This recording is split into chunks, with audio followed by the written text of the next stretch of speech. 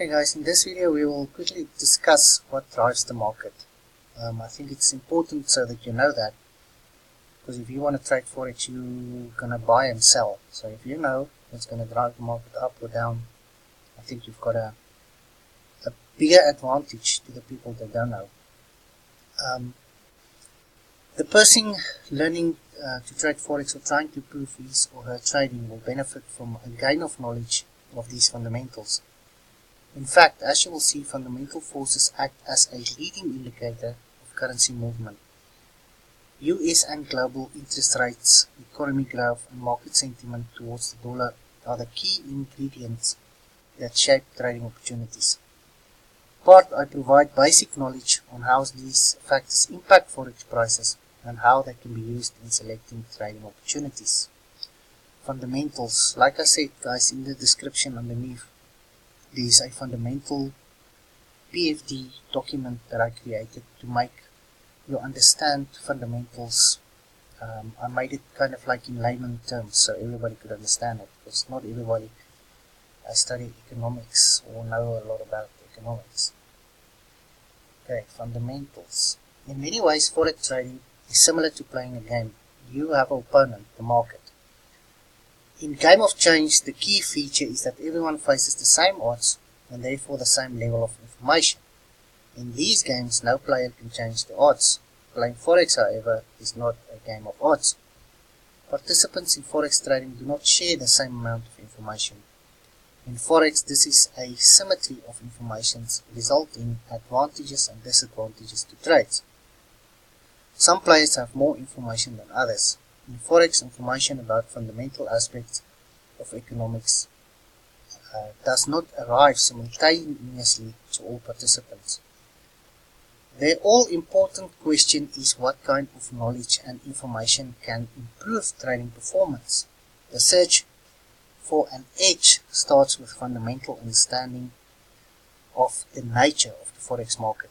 Having a foundation of knowledge in fundamentals is a first step in evolving into a winning trader. In getting acquainted with the Forex market, most people start by looking only at price charts and price patterns. I know a lot of traders that they don't even look at fundamentals. I think it's important.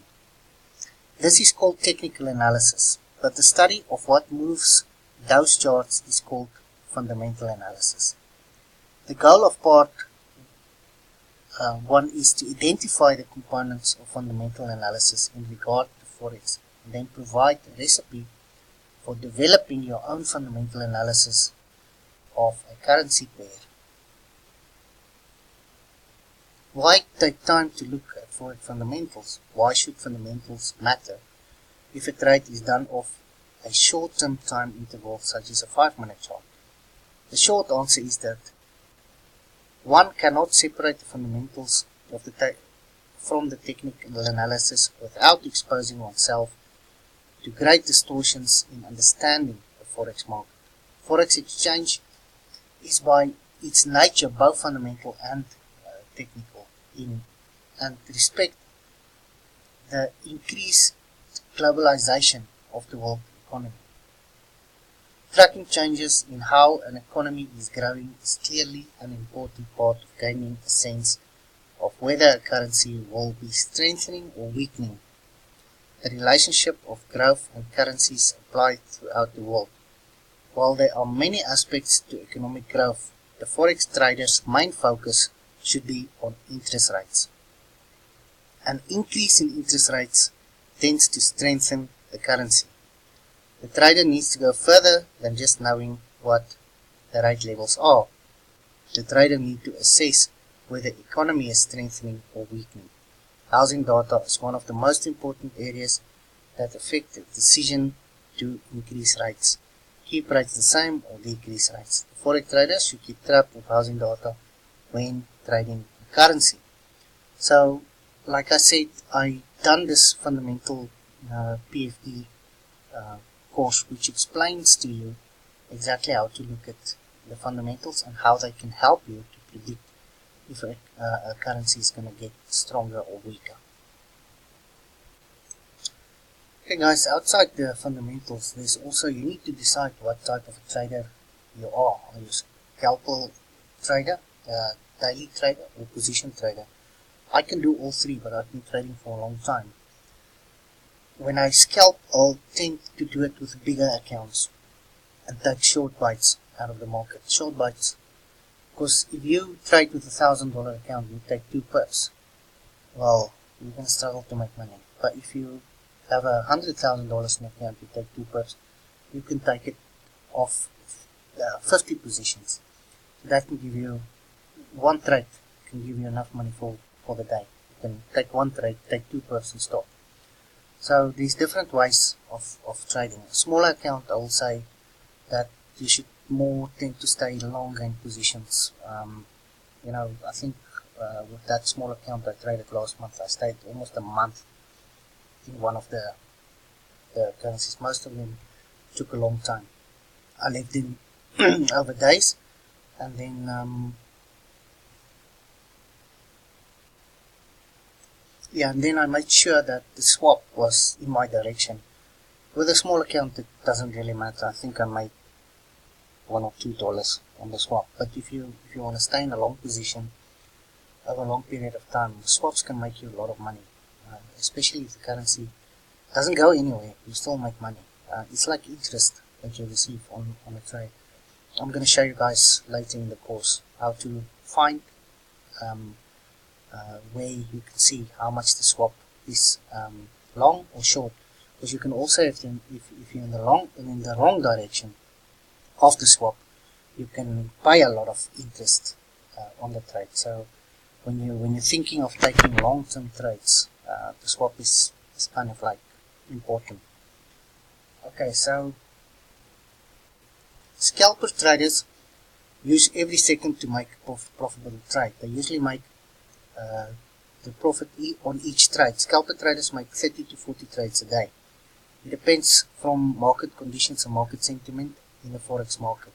This requires great trading skills to chase the sudden market fluctuations. They lose money in most cases because if they are gamblers and not traders. It is needed to avoid this type of traders. They usually use the short time frame 1 minute to 50. Daily traders open and close all transactions within a day. I won't say avoid scalping, because I'll be honest with you, I've got a lot of friends that's making good money in scalping, and I can also do it by taking short bites out of the market. Daily traders open and close all transactions within a day. They have never been left overnight in an open position. They usually are using the 1 hour and 30-minute charge for technical analysis. For me, you do your technical analysis on higher time frames, weekly and monthly, but when you trade, you take it trade after 1 hour. I'll also show you guys why. Because to put a stop loss in on a weekly, it's gonna be a huge stop. On an hourly, you can come much closer. That's why we use the hourly for getting into trades.